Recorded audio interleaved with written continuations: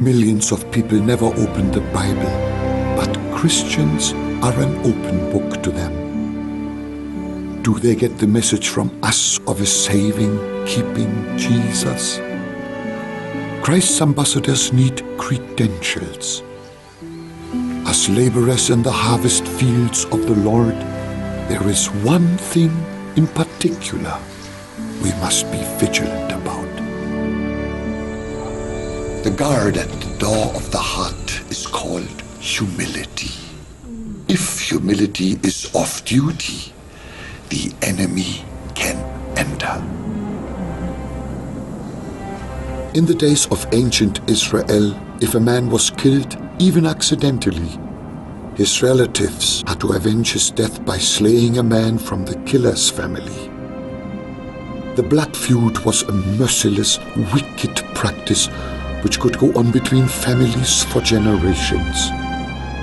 In the book of Judges, he commanded cities of refuge to be appointed for those who were fugitives. A man being pursued by an avenger could flee to a city of refuge. Once he was inside the gates, he was protected. One of these cities was the city of Hebron. During a time described in the second book of Samuel chapter 3, there was civil war in Israel. Abner, the king's cousin, had killed a man called Asahel. Asahel's brother, Joab, vowed vengeance. As Abner arrived at the well of Sirah, Joab sent a message to Abner. We can be one small step from the city of refuge, and it will not have been close enough.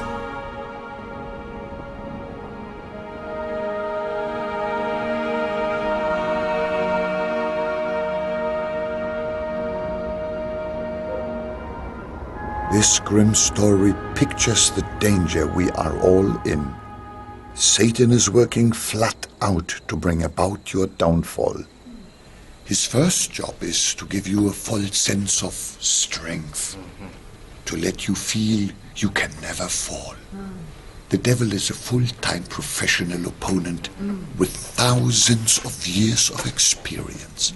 You cannot match him, except by the help of God.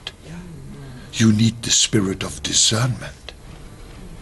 The devil failed with Christ, so he attacked the disciples, and still does so. It is easy to judge others. It makes us feel superior to them. Some of the best men have gone down in battle. Don't look down on those who fall, but say to yourself, there, but for the grace of God go I. The devil will divert your attention while he moves in.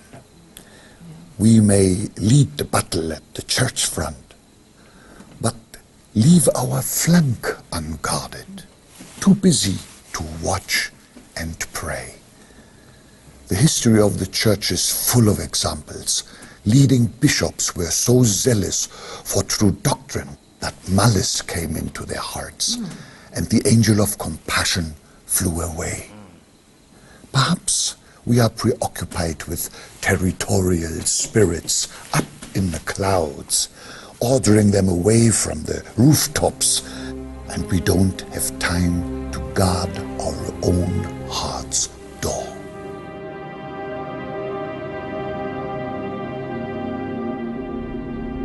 In the year King Uzziah died, I saw the Lord sitting on the throne, high and lifted up, and the train of his robe filled the temple.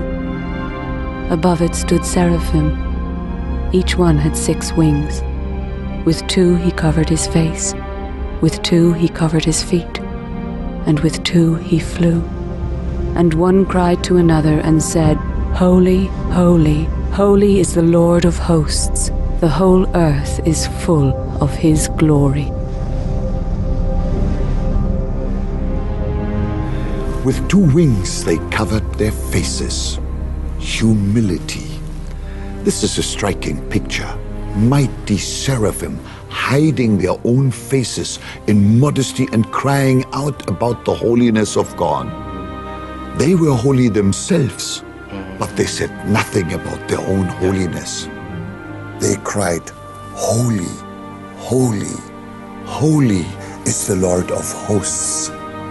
They were also creatures of bright splendor and glory, but they said nothing about that either. They cried, "The whole earth is full of His glory." They covered the great beauty and glory of their own faces so that the face of God should be seen. They did not upstage the Lord. They spoke only of Him and drew attention to Him, not to themselves. That is the divine example for all God's servants, lowliness of mind.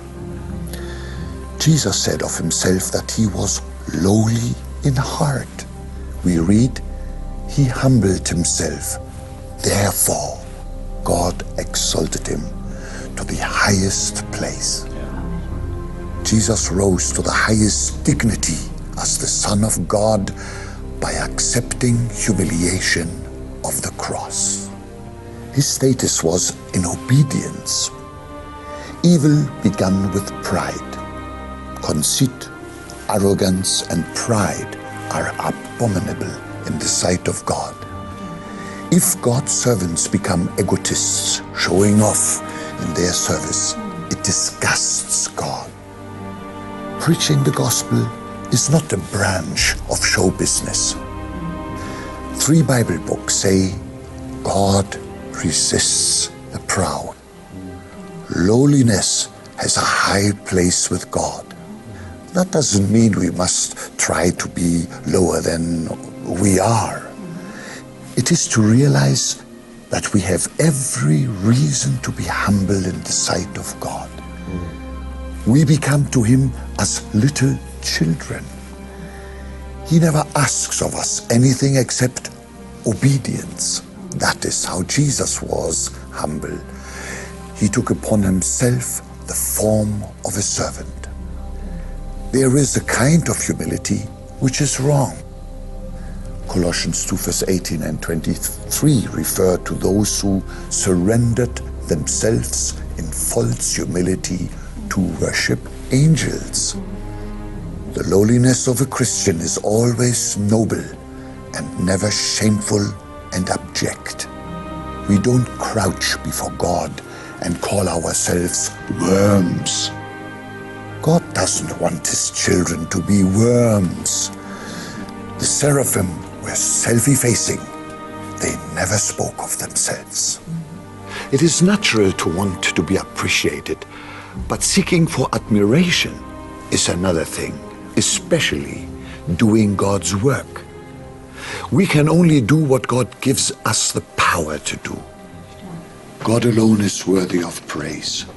We don't want to put on a cloak of humility. God doesn't want an affected pose.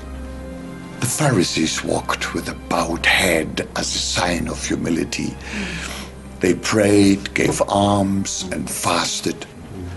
But it was to be seen of man. They were humble to show off. Why do we pray? Is it to be called a great man or woman of prayer? Jesus said we should pray in secret so nobody would know. Moses knew not that his face shone. He was the meekest man on earth. The humble don't need to try to be humble. Jesus washed the disciples' feet, but He was not putting on an act. It was natural to Him. James 4 verse 6 says, God resists the proud, but He gives grace to the humble. The Christians to whom James wrote wanted to be great. They flattered wealthy and important visitors. Poorer people were told to stand aside. Jesus never tried to impress the wealthy or great. He called even the king a fox and said, Blessed are the meek, for they they shall inherit the earth. James said, God gives grace to the humble.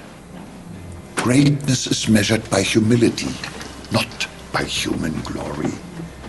We all have a chance of true greatness by the grace of humility.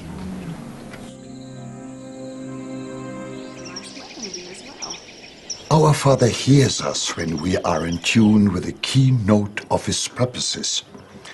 We can be sure He hears. A violin player can play all the right notes and it can sound perfect on its own. But if the violin is not tuned to the other instruments, the piano or orchestra, the correct playing will sound just terrible. Your prayer may sound excellent, but is it in tune with the will of God?